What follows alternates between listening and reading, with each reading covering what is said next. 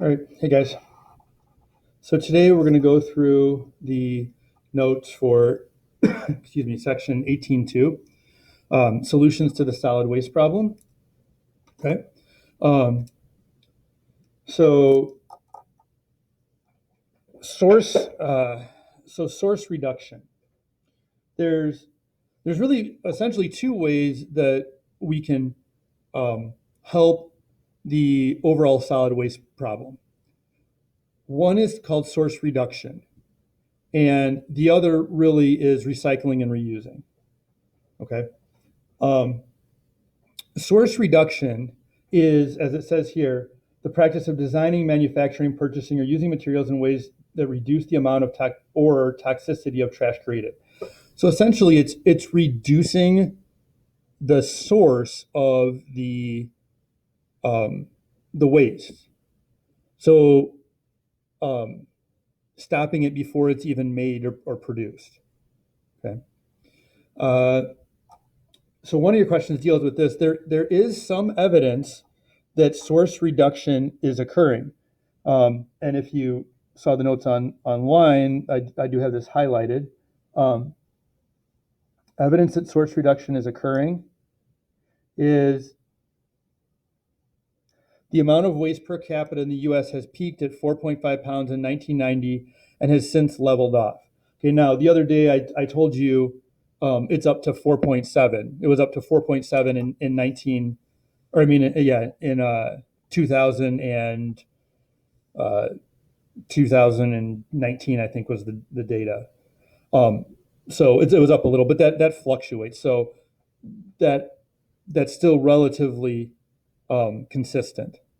So in other words, the amount of waste per person, we're not continually increasing that as much. Okay. All right. So what are some ways to reduce the solid waste at the source? Okay, we've got 5 different ones here. Use multiple use items. So in other words, use like washable dishes and silverware instead of disposable, throwaway. So trying to use things that you're supposed to get multiple uses instead of just disposable goods. Go electronic with communication, like billing, record keeping, stuff like that, versus paper. That saves a lot of paper. I don't know the data. I don't know if they're actually going to have the numbers on this, but it would be super interesting to know the difference in paper usage, um, like this year versus a normal year. Since you guys, everything's being pushed out digitally to you guys in remote, and most of it, I give you guys paper copies in hybrid, but some stuff is still pushed out digitally. So that'd be interesting to kind of see that. But that can save a lot of paper and waste. Lengthen the product life by creating more durable, longer lasting products. Right. This is one that companies do not always do. You would think like, oh, a company wants to make the best, the sturdiest, like the best quality product they can. That's not always true. Um, so, for example, there's something called there's different terms for it, but planned.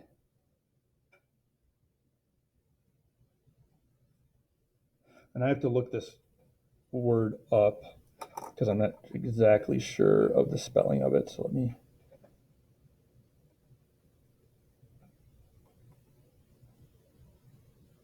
It's okay.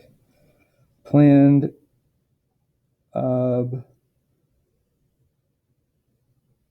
so planned obsolescence. And this is based on the word obsolete or something basically past its purposeful lifetime. Some companies do something called planned obsolescence, which is they actually make their products so within a certain amount of time, people have to buy new ones. So one example I use for this is you guys know the Swiffer like wet jet mop thingies. Um, so I had one from I don't even know, like probably 8 years ago. And um, I had gone to get, so they have these like cartridges that you put in that are like the cleaner solution that you actually like pop into this area on the mop, and it like goes through the mop and it comes out, squirts out the bottom as you're mopping it or whatever. So I went to get some new cartridges, and I found out that they actually changed the shape and the connection part of the cartridge. The cartridges that they made now didn't fit in mine. So the only thing I could do would be to buy a new mop that fit the new style of cartridge. There was nothing wrong with my old one. It worked perfectly fine, but they changed the connection, which forced people to buy new ones if they want to buy them. Me, out of spite, I didn't buy one. I said, screw it.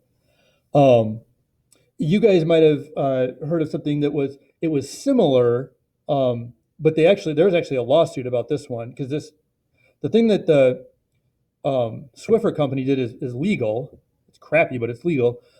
Apple, remember the whole thing with Apple and their and the batteries, and they purposely, um, I forget exactly what they did. Somehow they like slowed the traffic, or they did something to essentially make like force people to upgrade and buy new phones because their old ones weren't working right, or they weren't working very well, because it was because of something that Apple did.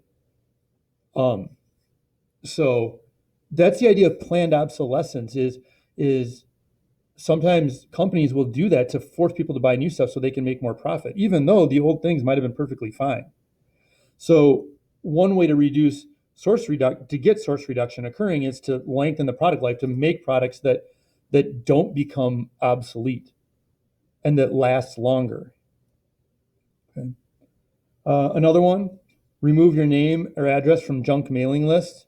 There's programs you can actually be put on government programs that are supposed to, they don't, I don't know if they work 100%, but they're fairly good at removing your name from junk mailing lists. Compost yard waste products.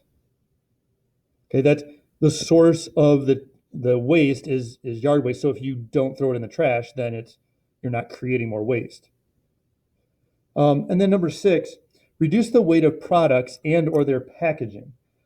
Uh, so, I have a couple of different examples of this, but actually, I'm going to pause this and grab something here real quick. Okay. So, several years ago, when I was still teaching physical science, I purchased this little it's like a kinetic little boat thingy from one of the science companies, like this tin boat. And um, so what you do is you put these little tiny tea light candles, these things. You put these in here and it makes it go, right? Well, when I purchased it, and you can see actually these I never even got to use, but when I purchased it, these little candles were on back order. And so later in the year, um, I get this box, and it's probably the size of a shoebox or maybe a little bigger. And I'm like thinking to myself, like trying to reckon, like, what did I order? Couldn't think of it. As I open it up, and inside there's all this like paper wrapping, like padding stuff put in there. And then literally in the box, this was the only thing in the box, was this. And a box the size of a shoebox or a little bigger. Like, they couldn't have sent this in like a small padded envelope or something. Like, that's like the packaging, right? Like, you don't need all of that packaging. If you've got stuff from Amazon before, sometimes they'll do that. They'll send out like this huge box and like there's one thing in it. You're like, okay, you couldn't have shipped it in something smaller, right? Um, Another example of this is, hold on, let me pull this up.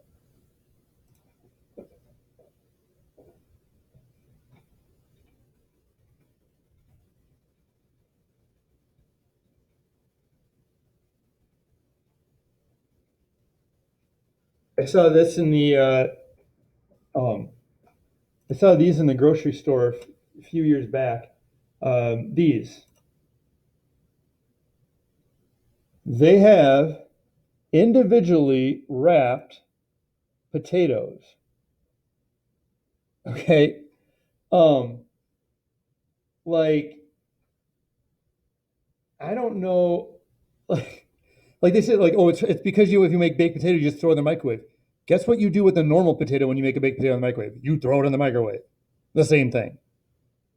Okay, there's like that just seems so wasteful. Um, they've got these. They've also got these pears. Um, they've got these pears. Now I understand this a little bit. So like this, I understand it a little bit. It's supposed to help keep them from getting bruised or whatever. But I mean, come on, like these little netting around every individual pear. Um, Again, it it just it feels it's excess. It feels excessive. Like um, a lot of unnecessary packaging, right? So the idea being um, reduce the weight of products and or their packaging. There was a water bottle company. I don't know if it was Aquafina or something else. I want to say it was Aquafina, but um, and I was mildly irritated about the marketing of the packaging, but like the packaging said like eco-friendly, like new eco-friendly bottles. And so I did like a little research on it. I was like interested, thinking, oh, maybe the bottles like decompose or something. Well, no, they're still plastic. They don't really break down that easily. They're still harmful to the environment or whatever. What it was they literally used less plastic in making the bottle. The bottles are thinner, so they call this eco-friendly because they're not putting as much plastic into the environment, like because each bottle uses less plastic. So, I mean, in a way, it is like that's good. It's better than the other way, but I was like, okay, it's not really, it's not really being that great. But yeah, reducing the weight of products and or their packaging can help reduce source reduction for trash. Okay. All right. All right. Recycling, reusing. So this one is pretty pretty basic. Primary recycling is the process in which the original waste material is made back into the same material. So, for example, if you recycle newspapers and you use that to then make new newspapers. Okay, so that would be considered primary recycling. Secondary recycling is a process in which the waste materials are made into different products that may or may not be recyclable. So, for example, newspapers recycled into cardboard. So like paper over time, if you recycle it, it sort of degrades in its quality, and eventually you can't recycle it anymore. There's some paper that just can't be recycled because it's kind of like broken down and lost its um, the ability to kind of be used and recycled. Um, but that's what recycling. We're all aware of recycling. Okay, then there's reusing or repurposing. Reusing an item, but for a different purpose than originally intended. So, for example, wooden pallets, light bulbs, things like that. This is like Pinterest is filled with people repurposing things, right? Let me show you a couple here.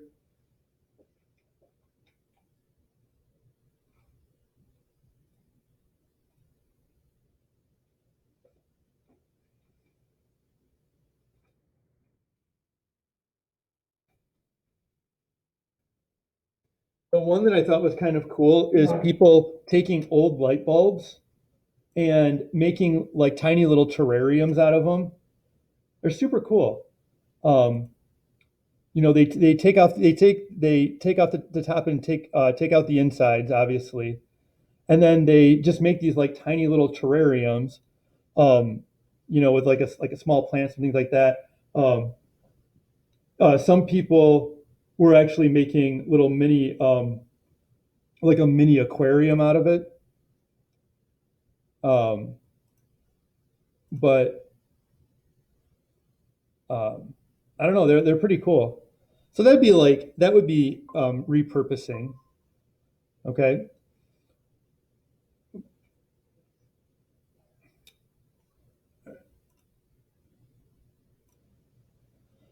All right.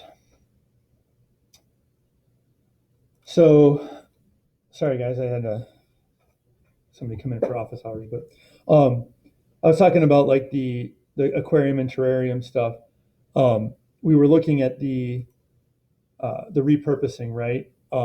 Another one that's big and a lot of people will do things with is wooden pallets. Um,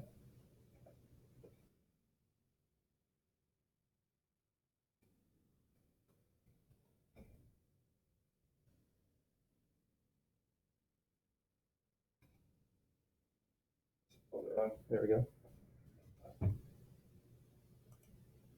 So people will do a ton of different things with like wooden pallets, like shipping crates and pallets, like making tables, um, just a bunch of different stuff. There's kind of a cool outdoor table. I've seen even people use them for um,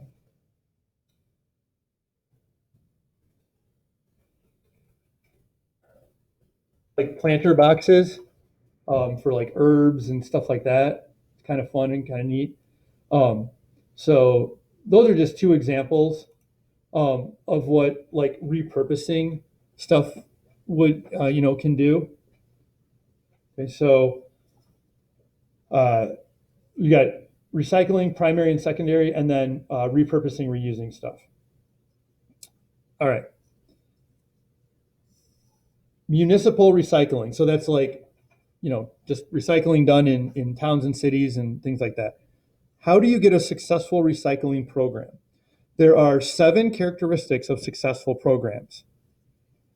Okay, so characteristics of successful programs. There are 7 of them. There's this first one, a strong incentive to recycle.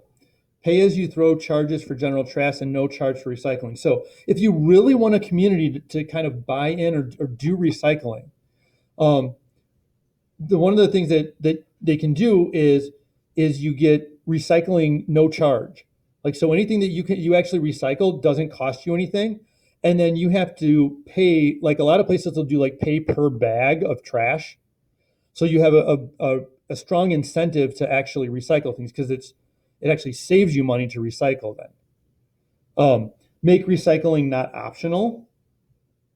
So in other words, you must recycle items. Residential recycling is curbside, it's convenient. Okay, making it easy for people to recycle. Um, Drop-off sites are provided for bulky goods like sofas, appliances, construction and demolition materials, yard waste, stuff like that. A lot of cities will do they'll have days or times when they'll come around and pick up yard waste.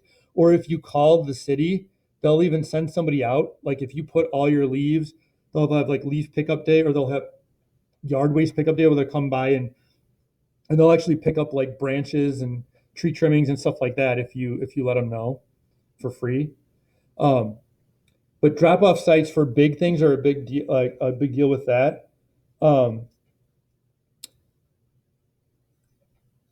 Recycling goals are ambitious yet clear and feasible. So ambitious means like you don't just do like a little bit or whatever. Like you go big, go big or go home type of thing. But they still need to be clear, and feasible means like reasonably easy to be done. Like it can't be super complicated. I'll give you an example. If you guys know the old TV, like the cathode ray television tubes, like the really big chunky ones, right, from the 80s and before, um, they you're not supposed to throw those out in the trash. There's laws saying that you can't throw them out in the trash because of some of the materials that are in them to make that were used to make them. You're supposed to recycle them. Okay, but when they put this law into place, they didn't have anywhere basically that you could recycle them. Like if you go online now to look, it says they'll provide recycling centers. The recycling centers are essentially Goodwill and places like that. Like they don't actually make it easy to recycle. They have electronic recycling on certain weekends in a lot of counties. Uh, I think in DeKalb County and Sandwich they do one out by the water tower, like once a month or something like that. And I remember going out there because it was listed as a recycling place. And on it's like in this like there's like a fenced off area where they normally do it, I guess. And on a um, like on a light pole right next to it, there's a sign that says like do not dump trash or do not dump electronics or whatever. They don't want people like people just leave them there because they know that at some point recycling would happen or whatever. There's a big sign, and literally around the light post on the outside of this area, there was like 3 or 4 TVs that people had just dumped there, right under the sign that said "Do not leave your electronic recycling. Do not dump." And it's because they didn't make it easy. It needs to be easy and convenient for people to do. Um, I ended up having to drive. I was trying to recycle some old ones for the school that we used to have and use, and I ended up having to go to Best Buy. And this is when Best Buy still took them. I don't even know if Best Buy still takes them anymore. But I ended up driving all over the place and eventually had to go to Best Buy to get them recycled. So you can't have like mandated recycling plans and then make it super difficult for people to follow those rules. Okay. Um, a concerted effort is made to involve local industries in recycling. This means concerted just means um, like you make you give like a real good effort to involve local industries because a lot of trash comes from local industry and production of manufacturing as well. So if including them actually helps the recycling program. And then the municipality, so like town, city, whatever, employs an experienced recycling coordinator full time. You really need somebody to run the program. It can't be like, oh, we're just going to make um, the Parks and Rec department be in charge of the recycling. It doesn't really work. Like you need somebody working on this, integrating everything, managing everything, getting people lined up, getting places lined up to take the recycling and all this stuff. You need somebody coordinating it. Okay, so those are 7 characteristics of successful recycling programs. And then down at the bottom here, we're just at the very end, we've got benefits and criticisms for recycling. Okay. Benefits to recycling is it can reduce the amount of trash entering landfill. It saves energy and resources when you can recycle things instead of having to create them new or, mine them out of the ground or whatever. And it reduces pollution from, the solid waste, the garbage. Criticisms of recycling. It can be a more expensive option than like combustion. So sometimes the process of recycling things can cost money, which is one of the reasons like recycling plastic. Plastic is so easy and cheap to make, and because plastic has such a low combustion point when it burns and you can't melt it down, plastic's actually difficult to recycle, especially because there's a ton of different types of plastics.